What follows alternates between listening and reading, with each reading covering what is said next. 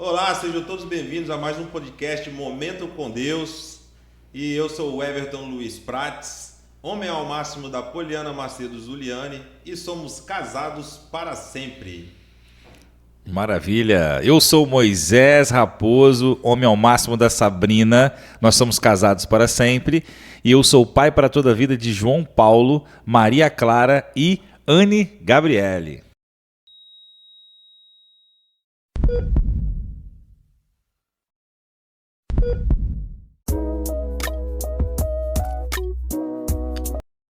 E hoje nós estamos em mais um episódio do podcast Momento com Deus, dessa série Homem ao Máximo.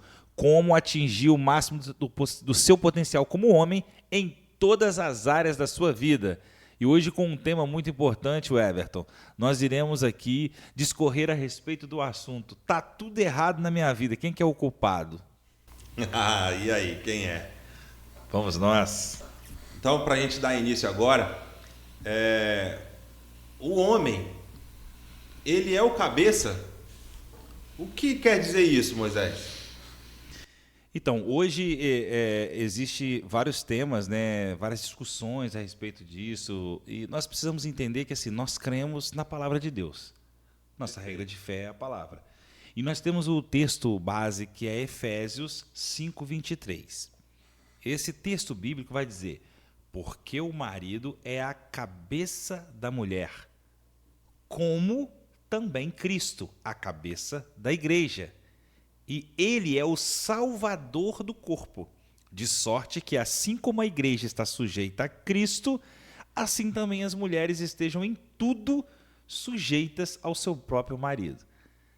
Então nós entendemos que assim, se eu for usar o termo propriamente disso, o homem é a cabeça e a mulher é o que? A cauda, ela tem que respeitar, é ele que comanda. Deus vai dar ao homem aqui a função de cabeça da mulher no texto bíblico, mas ele vai dizer como também Cristo é a cabeça da igreja. Então nós vamos para Cristo. Cristo, quando estabeleceu essa função ao homem, estabeleceu ela como baseado no que ele fez para a igreja. Então ele disse: homem, você é o cabeça da mulher. Como Jesus? Vou te ensinar como. Ele veio como homem e ensinou como. O que Jesus fez? Jesus veio e viveu uma vida de integridade, uma vida de milagres, uma vida de hombridade, uma vida de ser um homem presente em todos os momentos de dificuldades, o homem que solucionava a tempestade, o homem que ressuscitava o morto, o homem que multiplicava o pão, o homem que transformava a água em vinho. Olha o padrão de homem que ele estabeleceu para a sua igreja. E um homem que, tendo o poder, tendo a razão, que é o que hoje as pessoas lutam, poxa, mas eu tenho razão, minha mulher está fazendo isso ou aquilo. Um Deus que tinha razão, porque não errava, não tinha pecado, decidiu morrer na cruz e dar a vida pelos pecados que a igreja tinha cometido, pelos pecados que a igreja cometia e pelos pecados que a igreja ainda nem cometeu. Olha só o papel desse homem. Então nós percebemos, mulheres, que essa questão de quando Deus deu aqui ao homem ser o cabeça, não é uma brincadeira, não é um comando. Ele disse assim: ei, você vai morrer.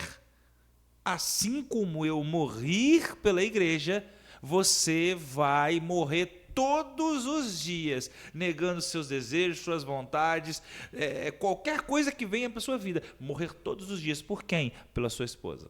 Essa é uma convocação que é feita, né, Moisés? Que ela acaba ficando mal entendida, né? E ela ficando mal interpretada, né, por cada homem, isso cada vez mais vai se distanciando, de fato, do que é o propósito, é o plano de Deus, né? Seria isso? Sim, porque as pessoas estão vendo dessa forma, bota seu cabeça. Então, não dá, porque eu mando lá em casa, minha mulher não obedece. Eu falo, ninguém quer me dar ouvido. Então eu já larguei de mão. Como se fosse assim: ei, você já morreu? A sua função é morrer.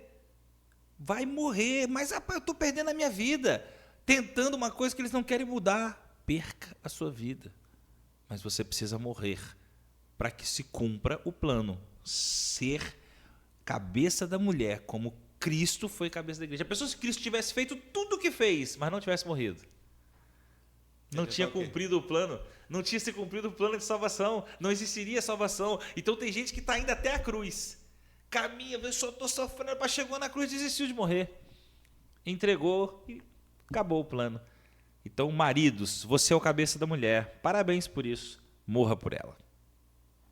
Simples assim. É. E assim, Moisés, para que a gente possa dar continuidade também, e possamos, né, nos aprofundar no que estamos tratando, o homem precisa trabalhar para colocar o sustento em casa. E é de quem a responsabilidade de criar os filhos?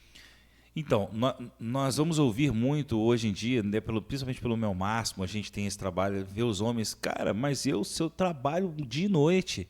Meu trabalho, cara, só Deus sabe o que eu faço para essa família. Eu chego lá, meu filho, ó, tá todo perdido, eu não sei o que é. Poxa, a minha mulher tinha que ver aquilo.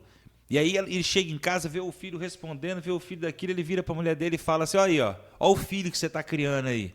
Olha aí a forma que você está educando seu filho.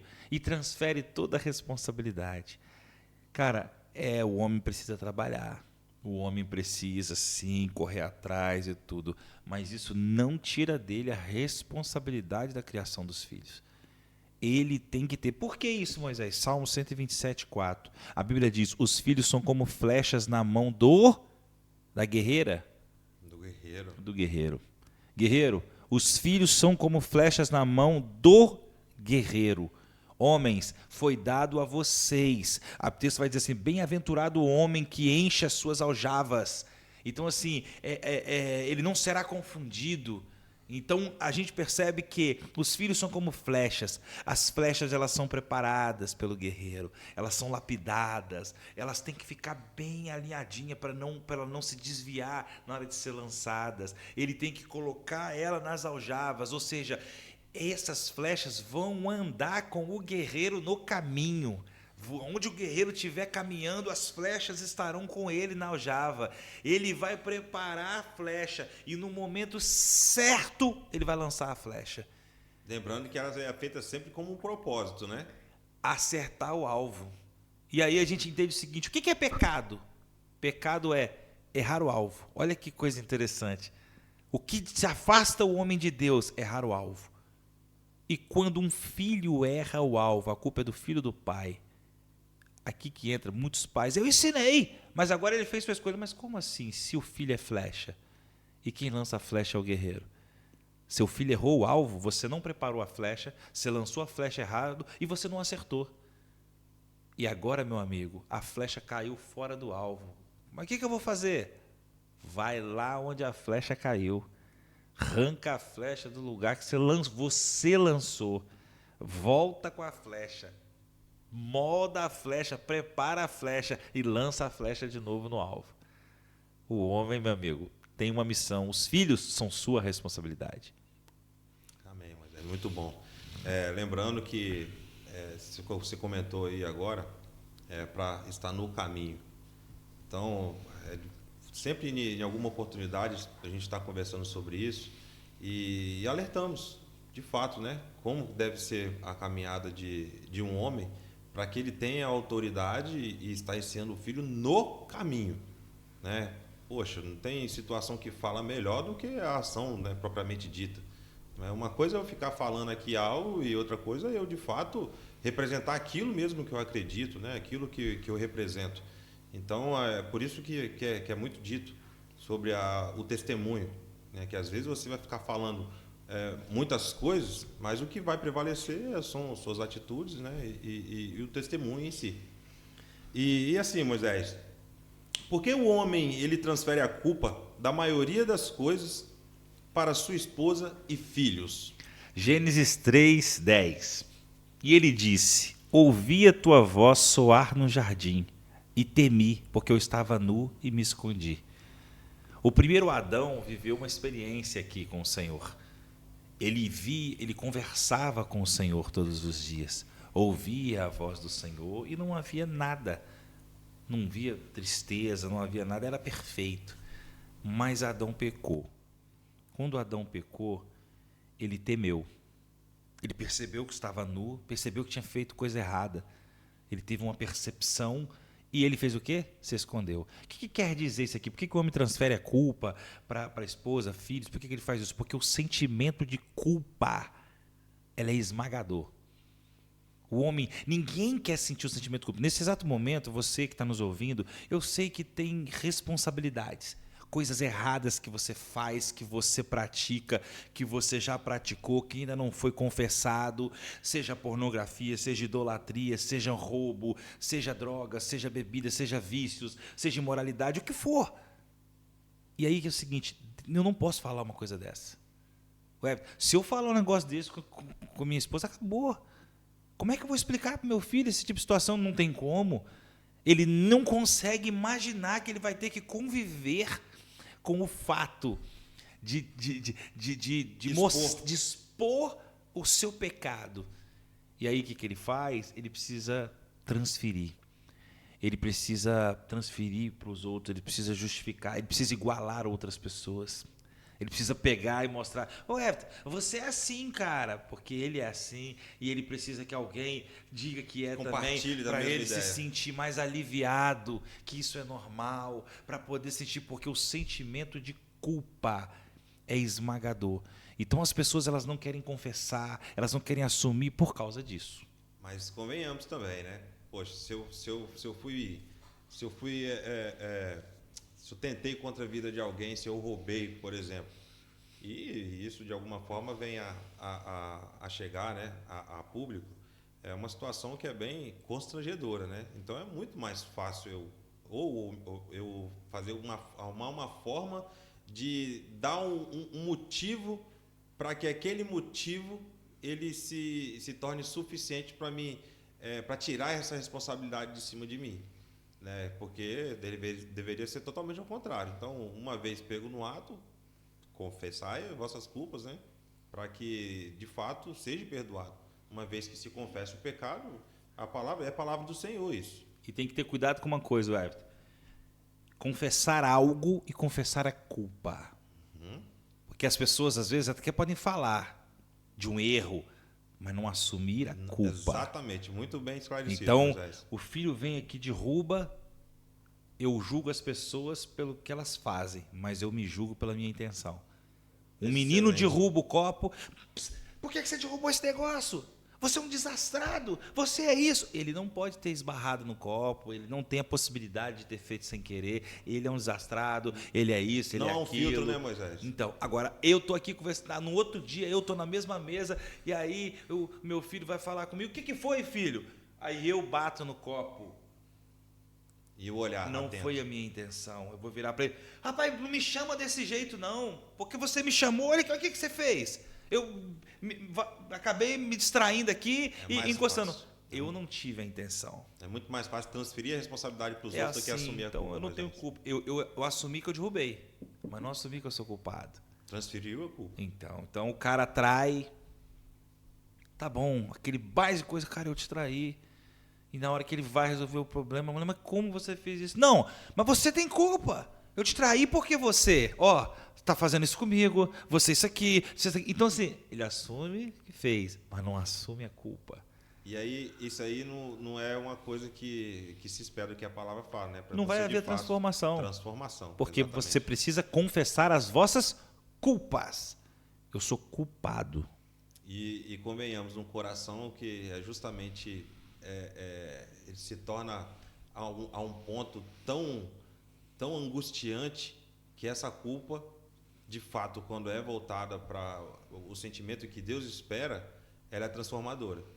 Porque não tem coisa pior do que você se deparar com qualquer que seja a situação e dar a oportunidade do Espírito Santo te preencher e de comover você ao ponto de entender que aquilo que foi feito foi errado e tem a necessidade de estar tratando isso. Exatamente. E assim, para a gente dar continuidade aí, Moisés, vamos deixar um pouco mais apimentado aí. A família presta conta ao homem, mas um dia o homem vai ter que prestar conta a Deus. Então, às vezes, né, algumas mulheres, principalmente no movimento feminista, pode pensar, como o homem é o cabeça, como eu tenho que prestar conta, eu tenho que ser submissa, tenho que prestar conta ao homem. Nossa, cara, você precisa prestar conta a um homem. Agora, esse homem um dia vai ter que prestar conta a Deus de toda a sua família. E ele não vai fugir disso. Ele pode hoje enganar a esposa, filhos, pode enganar as pessoas como se a família dele estivesse maravilhosa, mas um dia ele não vai escapar. Nós vamos ver em 1 Timóteo 5,8 um texto muito forte sobre a responsabilidade com a família. Mas se alguém não tem cuidado dos seus, e principalmente dos da sua família, ele negou a própria fé e é pior do que o infiel. Homens que hoje estão aí pregando, estão pastoreando, estão ministrando, estão liderando, e são homens que negaram a própria fé, são infiéis, porque perderam a casa, perderam a própria família, não têm o respeito, não têm a admiração espiritual da esposa, filhos que podem estar desviados. Ei, para tudo que você está fazendo, vai cuidar da sua família, faça como Noé, que perca o mundo inteiro, mas que você coloque a sua família dentro da arca e sabe assim, eu e minha casa servimos ao Senhor.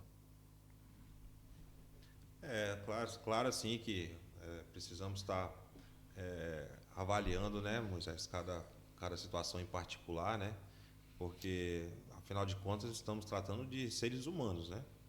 Então, como a gente sempre coloca em evidência o fato de estar ensinando, né, o filho no caminho, né, a sua casa, a gente precisa colocar aqui em evidência também o fato de o filho ser ensinado no caminho, né, e acontecer algo que, ao longo do caminho, a cabeça muda.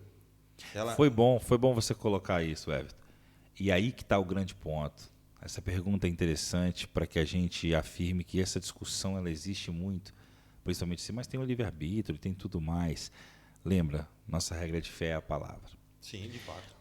O que a Bíblia diz, ela vai dizer o que o pai tem que fazer, vai dizer que ele é responsável, porque os filhos são flechas. Filho errou o alvo, é o flecheiro. Não tem como, flecha não sai da aljava e vai sozinha. Então, o que Deus está querendo aqui dizer?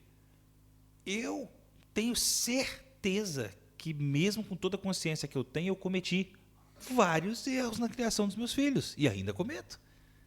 O que Deus quer aqui é para o pai entender assim, ei, você é responsável. Não adianta transferir. Então o seu filho é flecha. Você é o flecheiro. E aí a Bíblia, aonde eu ponho esse texto, que muitos tentam justificar, mas agora que ele cresceu, ele toma as escolhas. Ensina o teu filho no caminho. E quando ele crescer, ele não se desviará. Essa é uma afirmação de Deus. Então, se ele cresceu e se desviou, algo não foi feito. E às vezes, esse sentimento de culpa esmagador, Everton, faz eu não assumir que eu errei. Eu começo a andar escrito, não, mas olha, eu criei na igreja. Tá bom, mas você errou. Não, mas eu levei para essa escola dominical, mas você errou. Porque ou você errou, ou Deus errou. Porque Deus está dizendo que ele não se desviará. Deus está dizendo que são como flecha na mão do valente. Então o cara prefere jogar um questionamento no texto bíblico do que trazer um questionamento para si. Cara, eu errei. Em algum momento eu falhei. Feliz desse que ainda reconhece esse... Então assim, é conflitante porque é exatamente isso. A gente tinha um nome ao máximo e ali, por exemplo, às vezes tinha presbíteros, pastores, que na hora do encontro do nome ao máximo, os filhos estavam na cadeia preso. E aquilo era confrontante para a gente falar isso aqui, que o objetivo não é isso. E o cara falou, nossa, rapaz, e ele, cara, eu criei dentro da igreja. Eu trouxe, eu ensinei. Às vezes fica aquela frustração, eu tenho certeza do que eu falei. Sim, você falou. Só que não existe outra possibilidade. Ou o texto está mentindo, ou eu estou omitindo a minha falha em um momento que era extremamente importante. Porque ensinar o caminho, muita gente ensina. Agora, ensinar no caminho envolve uma vida de renúncia absurda. Porque você precisa abrir mão do seu tempo para passar o seu tempo com ele. E a gente sabe que, segundo estudos, os pais passam 35 segundos por dia com os filhos. Como você ensina no caminho? 24 horas. Eu passo 35 segundos. Já falhei. E a sociedade está do jeito que está exatamente por isso. É de assustar isso, né, Moisés? E aí, já emendando, né, na próxima pergunta, isso está totalmente ligado, Everton, ao fato de homens hoje serem covardes. Então, o ponto é assim, por quê? Porque, como é que é assim, mas o covarde ele não assume. Já começa por aí. Ele se omite. Então, assim, cara, a flecha foi errada, caiu num lamaçal, que se você entrar lá dentro, corre o risco de morrer. E aí o cara é tão covarde que ele prefere assumir, não, ele escolheu esse caminho. Agora, meu irmão, ele que assuma as consequências. Não, né? E ele não vai, ele é um covarde. Seu filho hoje está do jeito que está, e você é responsável. Vai buscá-lo onde estiver. Algo precisa ser feito. Então, assim, e aí tem uns textos bíblicos, né, que eu vou trazer aqui, que são interessantes. 2 Timóteo 1,7 vai dizer assim, pois Deus não nos deu um espírito de covardia, mas de poder, de amor e de equilíbrio. Então, homem, você começa por aí. Você está sendo covarde? Não foi esse espírito que Deus te deu. O espírito que está em você não é o Espírito Santo. Porque se você tem o Espírito Santo é um espírito de ousadia. Meu filho está nas drogas e foi lá para o meio do morro. Quem entra lá morre. Vou entrar naquele morro, mas eu só saio daqui com meu filho. É o espírito de ousadia, de coragem. Não, mas você vai morrer lá. Eu vou morrer, mas eu vou morrer buscando o meu filho lá. É meu filho, ele não ficará aqui. É o espírito de ousadia. O amor. O que é o amor? Tudo suporta, tudo espera, tudo confia. Eu estou dando minha vida. Você vai morrer. Vou morrer. E você, homem, tá preparado? Você está nessa intimidade com o Senhor? Você tem essa autoridade para exercer isso sobre a vida do seu filho? Apocalipse 21:8, mas os covardes, os incrédulos, os depravados, os assassinos, que cometem imoralidade sexual, os que praticam feitiçaria e idolatria, e todos os mentirosos, o lugar deles será no lago de fogo ou do que arde com enxofre. Esta é a segunda morte. Olha só onde estão os covardes. A palavra covarde, junto de incrédulo, depravado, assassino, imoral sexual, feiticeiros, idólatras e mentirosos. Deus está dizendo assim, ei, você é covarde? Você é medroso? Vai para o mesmo lugar que todas essas pessoas. Então, homens, acorda, porque covarde não vai entrar no céu. Nós vamos ver Isaías 41:10. Por isso não tema, pois eu estou com você. Não tenha medo, pois eu sou o seu Deus. Eu o fortalecerei e te ajudarei. Eu segurarei com a minha mão direita vitoriosa. Olha a palavra de Deus para você, homens. Deus não está só querendo bater em você como covarde, Ele está querendo dizer a você, não tenha medo. Levante-se, eu sou teu Deus. Não estou aguentando, eu te fortalecerei. Mas eu não consigo, eu vou te ajudar. Mas eu estou caído, eu seguro na sua mão, com a minha mão direita. Levanta, homem. Mas o propósito precisa ser cumprido. Salmo 56:3 vai dizer assim, mas eu, quando estiver com medo, confiarei em ti. Você acha que nós não sentimos medo? Poxa, claro que sentimos. Mas o que o espírito de ousadia nos diz? Que Deus está conosco.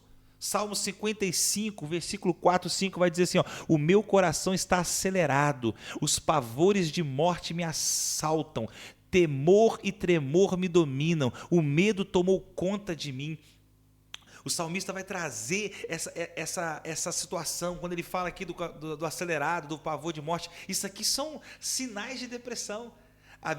O coração acelerou, pavor de morte, entendeu? Eu passei pela depressão, sei muito bem o que é isso. Davi foi passar por isso. Tem um texto de Bíblia que Davi vai falar assim, por que está abatido a minha alma? Por que você se perturba dentro de mim? Espere em Deus. Olha a conversa dele com a própria alma. Imagina a aflição, sentindo tudo. Espere em Deus, pelo amor, pode parar. Então a gente percebe assim, é seu espírito, é sua alma, é seu coração, é sua mente, não importa o que está te perturbando. Fala para ela assim, espere em Deus, confia nele. Ele fará o que precisa ser feito no momento certo. Nós vamos ver Josué 1,9, o Everton. Não foi eu que ordenei a você?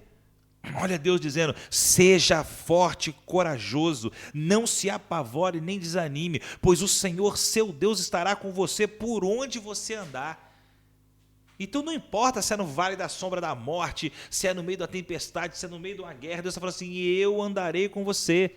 E por último, 1 João 4, 1, 8 vai dizer assim, ó, no amor não há medo, ao contrário, o perfeito amor expulsa o medo, porque o medo supõe castigo. Aquele que tem medo não está aperfeiçoado no amor.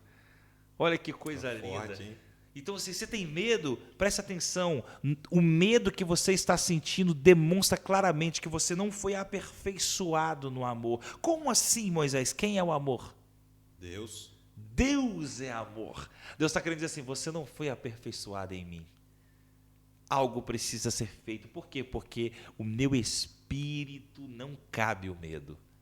Não tem medo. Não existe espaço para medo aonde há o Espírito de Deus. Então, se você está hoje com ansiedade, com depressão, seja homem, seja mulher, não importa o que você está passando, entenda bem, o Espírito que Cristo deixou na terra e reservou para nós, chamado Espírito Santo, é um Espírito que nos dá ousadia, é um Espírito que nos enche, que nos reveste. Deus pode expulsar todo o medo, expulsar todo o medo. Por quê? Porque se o Espírito Santo chegar, o medo tem que partir, porque é o oposto do que o Espírito traz. Espaço, né? Glória a Deus por isso. Amém. Eu quero aproveitar esse momento e estar agradecendo ao Way Solution por estar cedendo o espaço aqui, né, e toda a infraestrutura. Quero agradecer também à Igreja Batista Novo Horizonte, juntamente com o pastor Ebenezer, e o Gustavo Nossa e o Arthur Pandolfi na parte técnica, na direção do Emerson Leal, nosso muito obrigado. A Verônica também Raposo, diretora da VR Artes Digitais, nós agradecemos também. Ao Alisson, nosso querido amigo lá, empresário da empresa Cotimac, está cedendo parte dos materiais também. Nosso muito obrigado. E principalmente a Deus, porque sem Ele nada disso seria possível. Amém. Glória a Deus. Então, Moisés, para a gente dar continuidade, então, a gente entende que é um excesso de situações, mas aqui o Senhor nos alerta, mas Ele também nos acalenta, nos dando a segurança que Ele vai estar conosco, né, Moisés? Então, assim, como ensinar um filho a pedir perdão ou confessar os seus pecados? Então, esse é um grande desafio, né? É um grande desafio porque hoje, para aqueles que ainda se dedicam um pouco mais, eles vão estudar para buscar essa fórmula. Então tem uma técnica, tem isso, tem aquilo outro, várias estratégias, ok. Mas o que de fato faz com que o teu filho aprenda é o ensinar no. Então o que acontece? Eu quero que meu filho aprenda sobre o perdão. Peça perdão. Eu quero ensinar o meu filho a confessar. Confesse. Quando foi a vez que você sentou para o teu filho e confessou a ele o seu pecado? Quando dentro da sua casa você teve essa prática? Nós percebemos que nós queremos que nossos filhos façam coisa conosco que nós fazemos com Deus, mas não com eles. E Deus te deu a missão de ter com Ele a relação que você tem com Ele. A relação que você tem com o Pai Deus, Ele quer que você, pai, tenha com seu filho. Só que você tem com seu filho a conversa que você tem com Deus? Seu filho sabe das suas limitações, do seu pecado, da sua falha.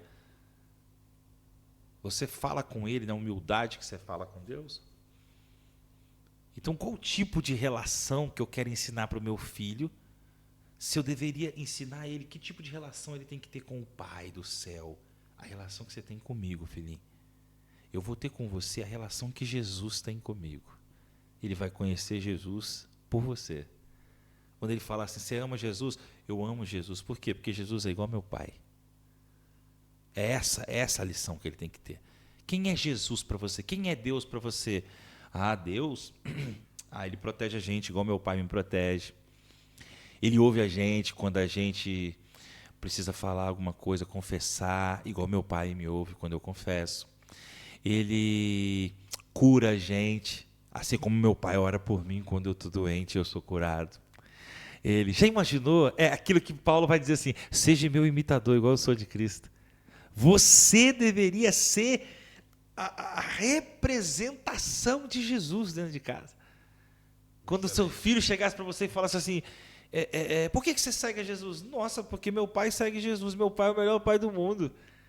E eu preciso, não tem como seguir outra coisa. Se meu pai segue Jesus e é o que ele é, eu quero ser como meu pai para me ser como Jesus. Às vezes isso fica confuso, né, Moisés? Para que seja possível trazer essa ideia de nos assemelharmos a Jesus, não somente, né, a fisionomia em si, mas o fato de exercer um ministério, né? Porque isso é contra tudo o que é pregado por aí, né? Então a gente vê essa necessidade de um filho ter uma representação, né, masculina, não somente, mas com postura, com firmeza, com palavra, honrando de fato o que ele é. Porque não é fácil você ser uma pessoa que não conta mentira.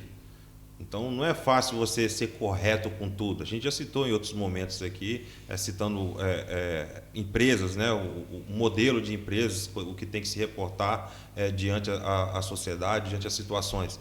Então não é um contexto que vai ser fácil, porque para que isso seja efetivado, para que haja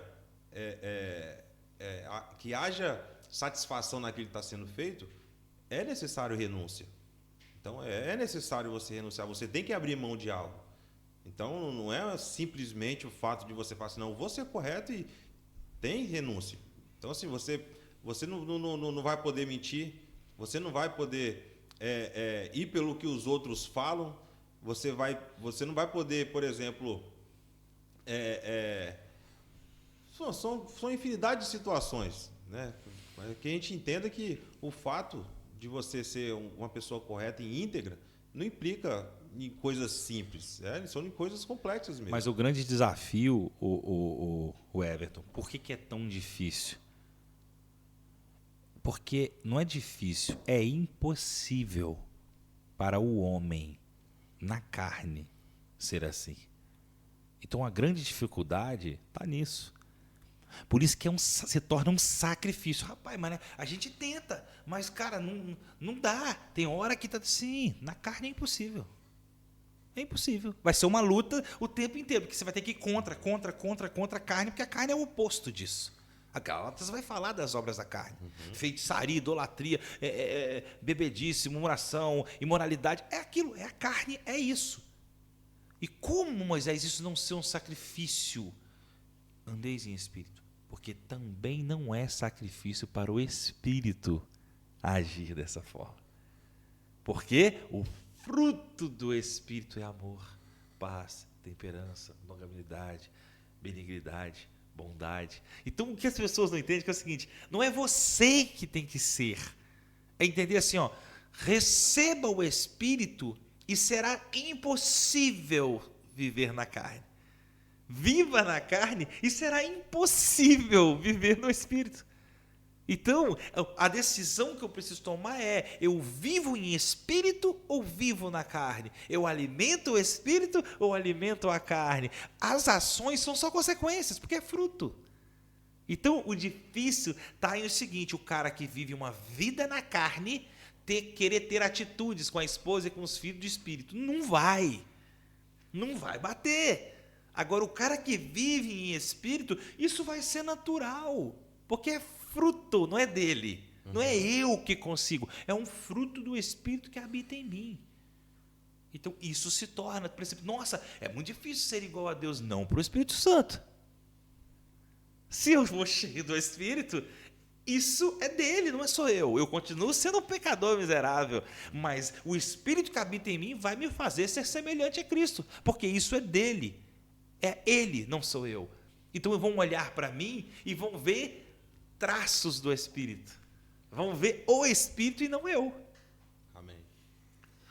E assim, e o que eu preciso para conseguir assumir essa responsabilidade e não transferir a culpa para outras pessoas, que é o que mais acontece normalmente, que a gente já iniciou falando disso, Moisés? Então, né, por que eu tenho esse problema, né? Por que desse problema? Por que na minha vida tudo dá errado? É o grande questionamento. Muitas pessoas hoje, não seja tudo, mas tem gente agora que está frustrado com a parte profissional, com a parte sentimental, com a parte espiritual, ministerial. Todo mundo questionando Deus, né? E transferindo a responsabilidade. Por que você nunca foi consagrado? Por que você não foi consagrado ainda? Para aqueles que têm um sonho eclesiástico, vai conversar com ele. Eu não fui porque você não conhece o pastor lá da igreja. Rapaz, eu já era para ter sido. O pastor não consegue ver. E fulano é isso aqui, a culpa é do presidente, a culpa é do sei que lá. Todo mundo tem responsabilidade. O casamento não vai bem. Rapaz, você não conhece a minha mulher. Não, você não sabe, não faz ideia, cara, do que eu estou passando. Minha mulher é isso. Filhos no mundo, porque eu já tentei, fiz de tudo, mas os meus filhos... Então, em tudo, ele tá reclamando. Não foi promovido na empresa por causa do chefe que eu tenho. Ele não consegue enxergar o meu valor. Ele não consegue enxergar, ele me atrapalha, tudo, faz as coisas. Então, começa a ter tudo isso. Então, nós vamos voltar lá no princípio, né? Para a gente entender o papel e as responsabilidades. O primeiro Adão, o que ele fez? Ele não fez isso. O primeiro Adão foi perguntado, foi questionado, né? Por que comestes, Adão? A mulher... Não, foi a mulher que me deu. A mulher que o Senhor me deu. Jogou a culpa na mulher, jogou a culpa em Deus e transferiu. O primeiro Adão não cumpriu, não assumiu. Vem Jesus, o segundo Adão. Não errou, não pecou, foi perfeito e assumiu uma culpa que não era dele. Assumiu todas as transgressões, todos os pecados e morreu sem merecer, mas assumiu.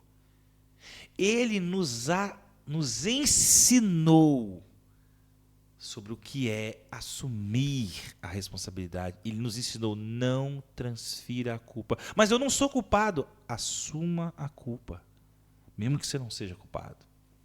Foi isso que Jesus ensinou. Ele foi culpado, ele assumiu. Então, assim, qual é o prejuízo de transferir a culpa e se auto-justificar? Esse problema que está acontecendo hoje com o mundo. Nós precisamos entender em alguns passos. Primeiro é o seguinte, Everton, nós somos justificados pelo sangue de Jesus. Nós vamos ver em Romanos 5:9 dizer assim, agora, como fomos justificados por seu sangue, muito mais ainda por intermédio dele seremos salvos da ira de Deus. Perceba o que ele está dizendo para nós aqui, vocês foram justificados pelo meu sangue. E por causa desse sangue, vocês estão livres da ira de Deus. Olha o poder dele. Por quê? O pecado seria destruído pelo Senhor. Mas Deus está dizendo assim, o meu sangue te justifica. Então vamos lá. O sangue de Deus nos justifica. Certo? Então Cristo morreu para que eu fosse justificado. Gálatas 3:11. É evidente que diante de Deus ninguém é justificado pela lei, pois o justo vive pela fé. Então, assim, não seria possível para o homem, mesmo que ele se tivesse uma boa justificativa para o pecado dele, perante Deus ter justificativa. Chegou, morreu. Chega nem perto, filho. Você é pecador por natureza, você está morto. Não tinha essa chance. O texto está afirmando isso para a gente. Romanos 5:1. Tendo sido, pois, justificado pela fé, agora nós temos paz com Deus, pelo nosso Senhor Jesus Cristo. A paz que eu tenho com Deus hoje, ela só existe porque o sangue de Jesus, ele está aqui, e ele tampa as nossas transgressões. É quando Deus olha e imagina um estrupador, um bandido, e a pessoa fala, como é que Deus está permitindo isso, gente? É porque quando Deus olha para a terra, ele não vê o estrupador, ele vê o sangue de Jesus. Ele olha para a terra, ele não vê o assassino, ele vê o sangue de Jesus. Está pago. Então ele dá por igual a toda criatura da terra, por pior ou maior, a igualdade, porque o sangue de Jesus pagou. Então, nesse tempo que nós estamos vivendo pela graça, Jesus, o sangue dele, cumpre esse papel. E aí nós vamos ver em Gálatas 2,16. Sabemos que ninguém é justificado pela própria lei, mas mediante a fé em Jesus Cristo. Assim, nós também cremos em Cristo Jesus para sermos justificados pela fé em Cristo, e não pela prática da lei, porque pela prática da lei ninguém será justificado. Então, o que cremos hoje, homens? Entendam bem, não adianta se justificar, porque a única forma perante Deus que nos justifica é Jesus. Eu preciso crer em Jesus, crer que Ele morreu por mim, crer que o sangue dele me purifica de todo pecado, e eu confesso o sangue dele me purifica. Então, primeiro ponto, então, nós somos justificados pelo sangue. Sendo justificados pelo sangue, nós entendemos que é o seguinte: por que nós fomos justificados pelo sangue? Porque nós somos pecadores. 1 João 1, de 8 a 9, vai dizer assim, se afirmarmos que estamos sem pecado, enganamos a nós mesmos, e a verdade não está em nós. Se confessarmos os nossos pecados, Ele é fiel e justo para perdoar os nossos pecados e nos purificar de toda injustiça. Então ele está dizendo para a gente assim, você já acha que não tem pecado? Você já está perdido. Está se enganando a você mesmo. E a verdade não está em nós. Se confessar os pecados, Jesus é o único que é fiel e justo para justificar a gente. Então percebe que Jesus morreu, o sangue dele é o que nos torna justos. E o único jeito de ter acesso a isso é por meio de confessar. Eu confesso e eu tenho acesso ao sangue e eu sou justificado. Romanos 3, 23 e 26 vai dizer assim, pois todos pecaram e estão destituídos da glória de Deus, sendo justificados gratuitamente por sua graça, por meio da redenção que há em Cristo Jesus. Todos nós fomos destituídos da glória de Deus, não temos possibilidade de chegar perante Deus, porque fomos criaturas que foram constituídas no pecado. Chegou para Deus, já morreríamos, mas recebemos a redenção por meio de Jesus. Isaías 64:06 vai dizer assim, somos como o impuro, todos nós, todos os nossos atos de justiça são como trapo imundo, murchamos como folhas, e como vento as nossas iniquidades nos levam para longe. Aí aqui Deus vai dizer assim, mas você acha que ainda tem justificativa? A sua justiça, a minha justiça, a minha justificativa, quando eu tento me justificar para Deus, é como um trapo de imundícia. Então assim, se você conseguir um bom argumento de justiça e apresentar perante Deus, Deus vai olhar para você assim, você é um trapo de imundícia. Então entenda, cara, a única justiça que é aceita por Deus é o sangue de Jesus. A conversa é muito simples e reta, né, mano? Não tem meio termo, não. Então nós vamos ver que, eu sou justificado pelo sangue, porque sou pecador, e nós vamos entrar aqui, Everton, no mais importante. Por que, então, qual é a consequência de não confessar? Então, homens, mulheres, famílias, vocês que estão nos ouvindo hoje, qual é a consequência quando você não confessa, sabendo que o sangue de Jesus é a única coisa que pode te libertar? Provérbios 28:13 vai dizer assim, quem esconde os seus pecados não prospera, mas quem os confessa e os abandona encontra misericórdia. Primeiro, você não vai prosperar em nada que você fizer. E prosperar, gente, não é só financeiramente. Seu casamento não vai prosperar, você não vai prosperar como mãe, nem como pai, nem no seu trabalho. Mas eu estou ganhando mais dinheiro, mas não vai prosperar. Entra por um lado... De prosperidade não é aquele que diz respeito só a dinheiro, né? Mas e entra por um lado, você perde pelo outro. Estou ganhando muito dinheiro, mas as doenças vão chegar, as enfermidades... Não interessa, não vai prosperar. Nós vamos ver Salmos 32, 3, 5. Ó. Enquanto eu mantinha-me escondido os meus pecados, o meu corpo definhava de tanto gemer. Pois dia e noite a tua mão pesava sobre mim. Minhas forças foram se esgotando como o tempo se seca. Então reconheci diante de ti o meu pecado e não encobri as minhas culpas. E disse, confessarei minhas transgressões ao Senhor, e tu perdoaste a culpa do meu pecado. Olha que coisa linda. Em nome de Jesus, você que está me ouvindo neste momento, a palavra de Deus é para você. Enquanto você mantiver encoberto o seu pecado, os seus ossos apodrecerão, o seu corpo, sabe, essas doenças, essas coisas que você anda sentindo, sabe, é a depressão, é os ossos, é várias enfermidades, isso é o pecado que tem destruído o seu corpo. Mas se você confessar, Deus é fiel e justo para te perdoar de todo pecado, para te purificar, para te limpar e te dar vida. Esse é o chamado do Senhor para nossas vidas. E nós entendemos aqui, para concluir, o Everton, o sangue de Jesus nos purifica de todo pecado. Por que o sangue de Jesus purifica? Porque nós somos pecadores. Se não confessar, vamos morrer, vamos definhar, não vamos prosperar. E como que eu me torno justo? Então nós precisamos entender assim, Jesus vem buscar os justos. Para morar no céu, eu preciso ser justo. E aí talvez você está olhando assim, nossa, ele está falando esse cara o quê? Ele não peca não? Não falha não? Rapaz, eu sou miserável pecador. Sou falho. Mas o que é ser justo? É não pecar? Ser justo é não errar? Vamos para o textuário do homem ao máximo, Tiago 5,16. Confessai as vossas culpas uns aos outros, orai um pelos outros, para que sareis. A oração de um justo pode em muito em seus efeitos.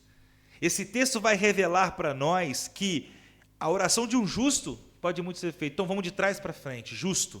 O que é ser justo?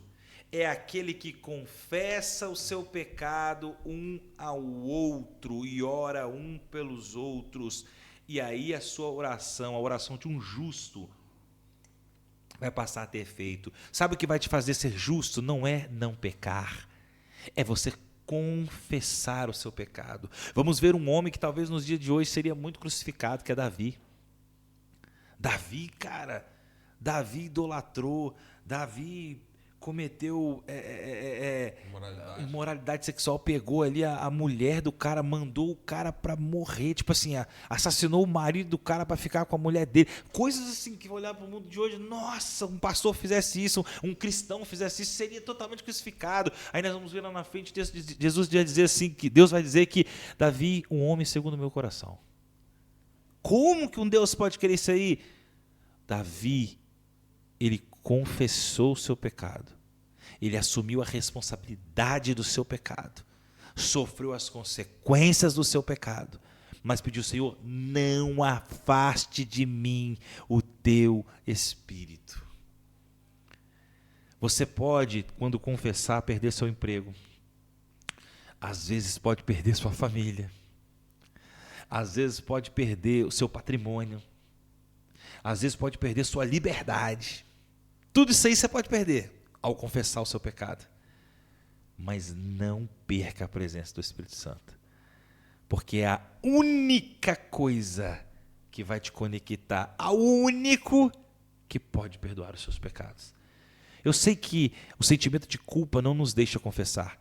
Mas é importante entendermos o seguinte, tem um texto bíblico que vai dizer assim, ó, tema ao homem, não tema ao homem que pode te matar, mas tema a Deus, que mesmo depois de morto, ainda pode te lançar no inferno. As pessoas estão temendo a culpa, não deixa elas confessar. Porque eu vou sofrer repressão, o que as pessoas vão pensar de mim, o que minha esposa, meu filho vai pensar de mim, ok. Eu vou morrer se eu fizer isso, ok. Mas depois de morrer, meu irmão, tem um Deus que você vai prestar conta a Ele e Ele ainda vai te lançar no inferno. As pessoas estão esquecendo dessa parte. De fato, não é leve, né, Moisés? Se você for analisar aí exatamente como retrata o texto, é exatamente isso. E como me tornar justo? Tiago 5,16, nós acabamos de falar. Eu preciso confessar. nesse processo de confessar, do Tiago 5,16, ele tem um ato que só é possível por meio do Espírito Santo. É aqui que Deus está nos chamando. Que para me tornar justo, eu preciso confessar. E é o Espírito Santo quem convence o homem. Entendeu? É o Espírito Santo, Moisés? Porque às vezes as pessoas pensam que são elas mesmas, então. Cara, as pessoas podem... Porque a gente, assim, eu estou falando isso Sim. porque às vezes você tem situações, a gente já se deparou com situações assim, onde é exposto o que a gente acredita e, de alguma forma, às vezes parece que você quer abrir a cabeça da pessoa, de fato, e fazer ela acreditar. E não é isso que a palavra espera de nós, né? Então, hoje, o nosso papel aqui é falar a verdade. E não é falar a minha verdade, é falar a verdade. Quem é a verdade? Jesus. Eu sou o caminho, a verdade e a vida. Eu sou a verdade que liberta. Nosso papel é apresentar esse Jesus.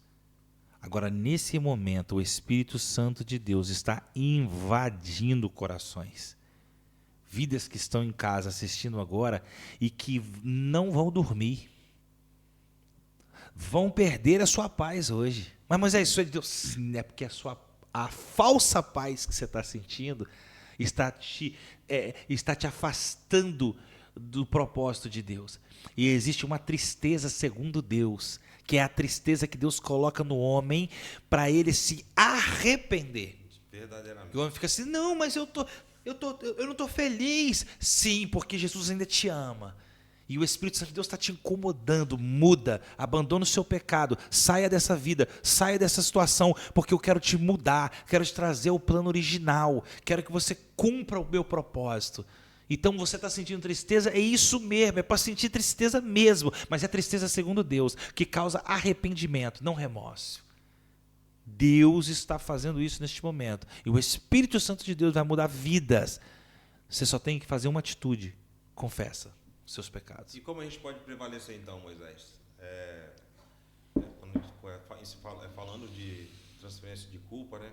Para que isso possa ser de fato uma verdade na nossa vida hoje. A transferência de culpa, ela termina aqui. Como que é isso? É uma afirmação, Everton. É olhar aqui nos olhos de todos vocês e dizer assim, ei, as transferências de culpa terminam aqui. Pega essa frase. É isso que você vai fazer agora, quando você chegar em casa, quando você for falar com seu filho, com a sua esposa, com o seu patrão, com o seu trabalho, lá na igreja. Mas como assim, Moisés? Não interessa qual seja o assunto. Não, mas lá eu não fiz nada, eu só estou sofrendo. Não interessa. O que é as transferências de culpa? Termina aqui, Moisés. Assuma a responsabilidade. Eu só tenho autoridade daquilo que eu assumo. Se a partir de hoje eu falar assim, o Everton, a partir de hoje quem comanda aqui a garrafa de água e esses copos sou eu. Eu estou assumindo a responsabilidade disso aqui, beleza? Eu só, Moisés, mas tem que comprar água, hein? Não importa o que tem que fazer, mas eu sou responsável. Chegou aqui amanhã, tem um monte de gente que na mesa alguém for meter a mão em alguma coisa, eu tenho autoridade. E chegar aqui, ninguém mexe. Mas você pensa que você é o quê? Sou responsável. É eu que sou responsável por isso aqui.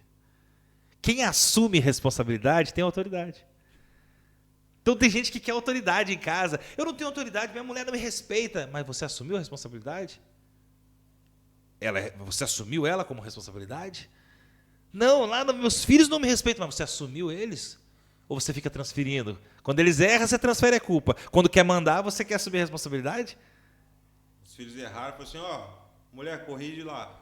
Então, assim? exatamente, você precisa assumir. Então, assim, as transferências de culpa terminam aqui. Deus tem um chamado aos homens que querem ter autoridade. Você quer ter autoridade na sua casa? Assuma responsabilidade. Nós tivemos uma das turmas do Homem ao Máximo, né? Uma das grandes lições.